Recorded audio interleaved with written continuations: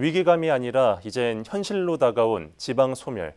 지방 분권이 문제의 해법이란 다수 여론 속 대선 주자들 역시 지방 분권화를 이루겠다며 한 목소리를 내고 있는데요.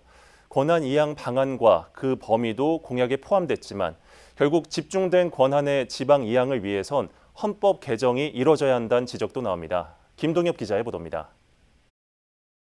지난 2019년 수도권 인구가 비수도권 인구를 추월한 이후 해마다 커지고 있는 인구 격차.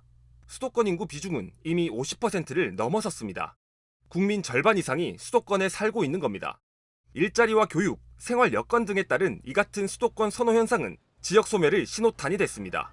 중앙 정부에 집중돼 있는 권한을 지자체로 이양해 독립성과 자율성을 높여야 한다는 지방 분권의 필요성이 제기되어 온 배경입니다. 모든 게 지금 중앙에서 컨트롤하고 있는 상황인데 자율권을 줘서 지방에서 새로운 사업도 할 수 있도록 해서 지방에서 자율적으로 뭔가 성장할 수 있도록 하는 그런 여건을 만들어줘야 되는 게 굉장히 중요하다고 생각합니다. 대선 후보들 역시 관련 공약을 쏟아내고 있습니다. 국민의힘과 더불어민주당은 공통적으로 광역권 구성을 이야기하고 있습니다. 행정체제 개편을 통해 경제와 행정, 문화, 사회까지 기능적 연계를 강화해 지방의 경쟁력을 높이겠다는 의도를 익힙니다.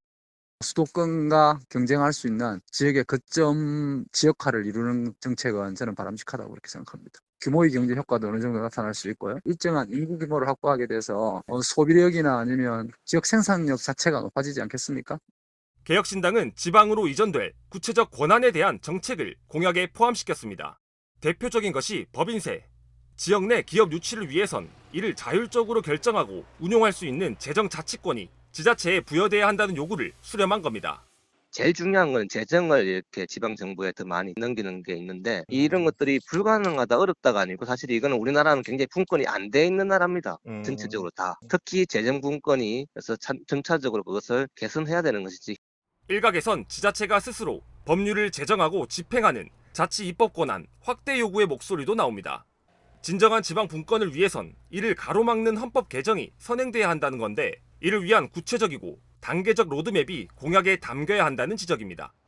헌법 개정이 필요한 문제거든요. 대표적으로 예를 들면 자치입법권 같은 경우는 법령에 위반되지 않는 범위 내에서라는 제한이 헌법에 규정되어 있기 때문에 자치입법권을 확대하는 데 제약이 있거든요. 지방분권을 진짜 하려면 헌법 개정까지 가야 되고 소멸위기 극복 대안으로 오랜 기간 논의돼온 지방 분권. 차기 정부가 지방 분권 강화를 핵심 과제로 삼아야 한다는 요구가 이어지고 있는 가운데 실현을 위한 구체적 방안에도 지역의 관심이 모아집니다. SCS 김동엽입니다. 뉴스가 곧 힘입니다. 여러분의 구독과 좋아요는 지역 뉴스의 힘이 됩니다.